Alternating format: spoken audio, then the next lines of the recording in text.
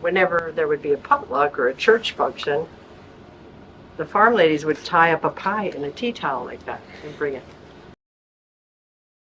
Hello, I'm Jean Flynn, the Pie Lady of Columbia Falls, and I'm being hosted by Carla from Monaco, the fabulous store in Columbia Falls on Nucleus.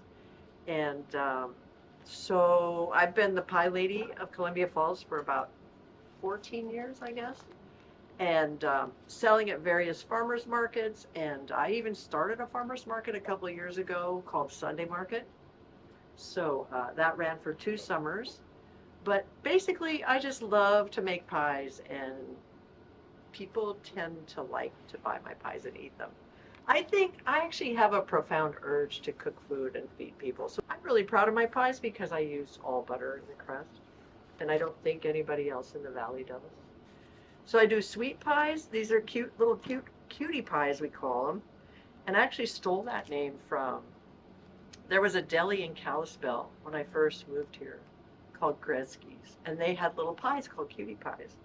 And I said, oh, that's such a cute name, but I didn't steal the name because I thought it wouldn't be nice since they were still in business. And then they went out of business, but then years later, so I took the name Cutie Pies, and then years later, I see that they're selling cutie pies at Whitefish Farmers Market.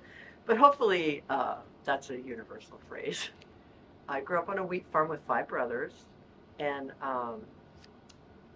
left Montana pretty young. I was 19. I moved to the Grand Canyon for a year. Then I lived in Seattle for 10 years, LA 10 years, and then Berkeley, California for 13 years. I was 27. I opened my own coffee shop. It was a rockabilly coffee shop on Western Avenue called Western Coffee Shop, and it was really popular.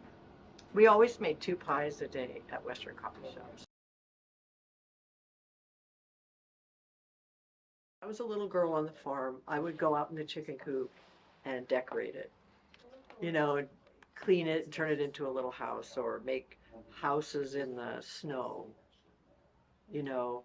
I guess maybe growing up in back in those days before the internet, kids were just more inventive, right?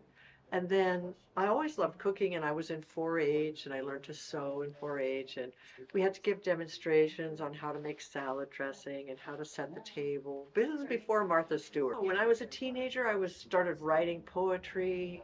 My mother was a painter. She worked really hard her whole life, but on the side, she was very creative. I think my brothers, I have 5 brothers, but they're all like play guitar. So I think we have some creative genes in the family. As I get older, I just want to be the pie lady and do arty stuff all the time.